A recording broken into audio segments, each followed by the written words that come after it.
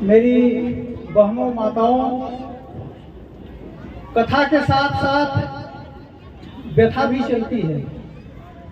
तो मेरा आप लोगों से हाथ जोड़ के निवेदन है कि जितने दिन कथा चले, व्यथा को आप अपने घर पे छोड़ के आए।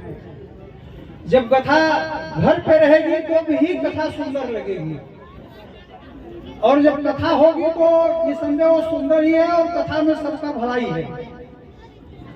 मेरे बारे में कुछ कहा गया, कुछ बोले विजय दुबे जी ने, मेरे छोटे भाई हैं, मुझे बड़ा स्नेह करते हैं। जितना बोले सब झूठा ही बोले हैं, सही नहीं बोले हैं। भैया का बड़प्पन है। मेरी यहाँ पर बहन रहती है बाघोबा नगर में, तो इसके लिए आप सब लोग मेरी बहन हैं। मैं अपना इस व्यासपीठ से पिछली बार आया था तो मैंने कुछ कहा था, मेरी बात सुन के बहुत लोग हंसे थे। तो मेरा एक मानना है कि अध्यात्म का वह भी विषय है कि जिसको देख करके हंसे।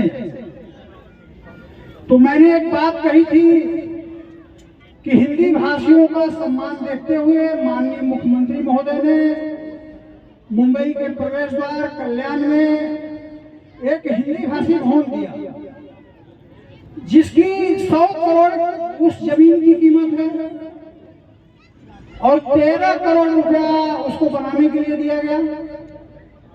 अगर 22 जनवरी 2023 उत्तर प्रदेश में अयोध्या का राम मंदिर याद किया जाएगा, तो 13 मार्च 2023 इस महाराष्ट्र की संत भूमि में हिंदी भाषी भवन कल्याण का भी याद किया जाएगा। मेरे छोटे भाई महेंद्र मणि जी ने उस पर कुछ टिप्पणी की थी कि 13 करोड़ रुपया किसके पास है।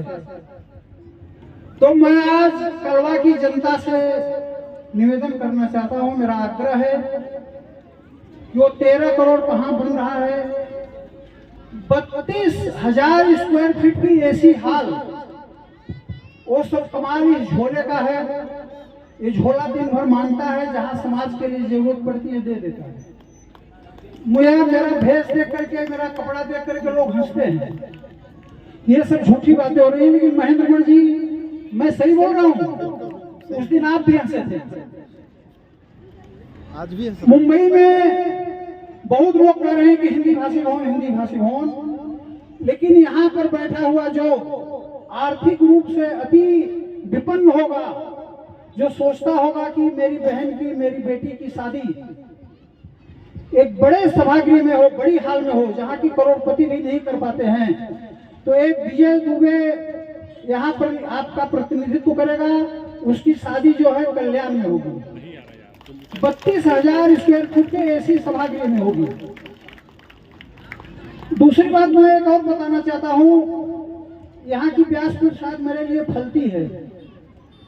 2027 में दूसरा हिंदी भाषी भवन डोंबिवली में होने जा रहा है। इस कलवा की भूमि में 2024 में कुछ लोग, मैं इस मंच से नाम नहीं लूंगा और यहाँ पर नहीं है, मुझसे कहा गया कि यहाँ पर परशुराम का मंदिर एक होना चाहिए। तो मैंने कहा था कि आप लोग जगह देख लीजिए, परशुराम के मंदिर बनाने में जितना खर्च होगा इस झोले से जाएगा। तो मैं नेता होता नहीं हूँ, मैं चुनाव का विरोध करने वाला व्यक्ति हूँ, मैं किसी का नहीं हूँ। जो भगवान का भक्त है मैं उसके साथ हूँ। अगर आप लोगों का स्नेह, प्रेम, एकजुटता रही तो 2029 के पहले यहाँ पर एक भगवान परशुराम का भी मंदिर निर्माण होगा। यहाँ का जो सांसद है वो मेरा लड़के जैसा है, और ये आप सबकी ताकत है। हिंदी भाषी समाज जब एकत्रित रहेगा तो इस महाराष्ट्र की संत भूमि पे जो चाहेगा करवा लेगा, क्योंकि ये संत भूमि है, हम लोग देव भूमि से आए हुए हैं। जितने भगवान पैदा हुए सब उत्तर प्रदेश में वहां हैं, और यहाँ वाले उनकर सेवा कर रहे थे, लेकिन टेढ़ जी बोल रहे थे, भैया सबसे दूधे में चीनी गिनाए रह जा मिलके। आप लोगों के मैं शायद समय ज्यादा ले लिया, और आप लोग पहले अपने को देखिए कि पार्टियां आएंगी, चुनाव में वोट मांगेंगी, फिर भूल जाएंगी।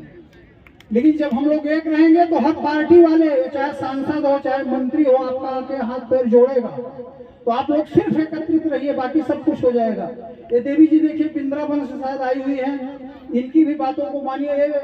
मैं पंकज जी को नहीं जानता हूँ कौन है, लेकिन अगर पंकज जी निसंदेह अच्छे व्यक्ति होंगे तो डोंबिवली से ये झोला यहाँ कलवा में भी आएगा उनकी मदद करने के लिए।